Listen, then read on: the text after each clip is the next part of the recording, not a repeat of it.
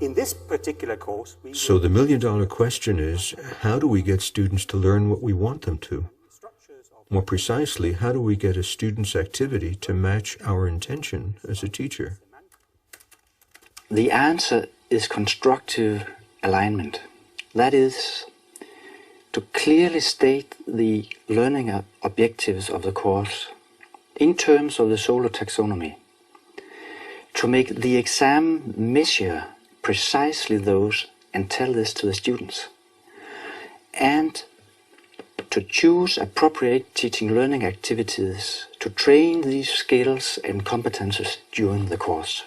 The constructive alignment theory was developed by Professor John Biggs. Let's first have a look at an unaligned course. We have the teacher's intention, the student's activity, and the exam's assessment in play. The teacher has an intention. Let's suppose he wants the students to be able to explain, relate, prove, and apply. And now suppose the exam measures something else. For example, the ability to memorize and to describe. In this case, Robert will focus only on the skills required for the test, disregarding the teacher's intentions. This is called dealing with the test. Of course, you can extend with as many operations as you like. So, do we have to know about this for the exam? Okay, here's the thing. I know what they're asking, but I figure, and Jim also told me, that if I memorize the headlines and skip through the first chapters, I should be okay for the exam. Now let's have a look at an aligned course.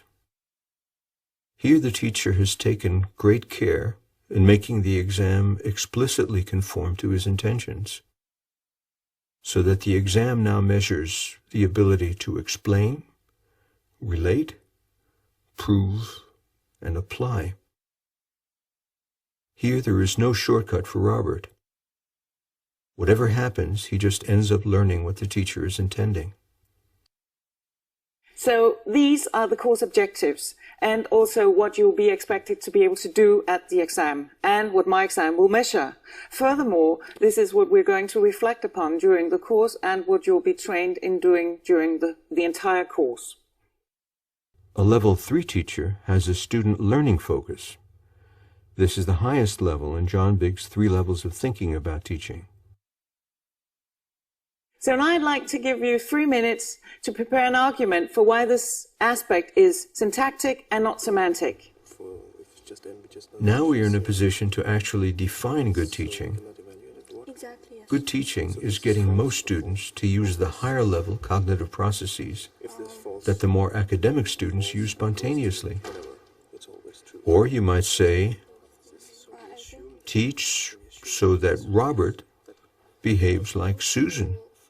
Which is just one shorter than E. Yeah, and then we prove it holds. Yes, that's how we do it. You did it.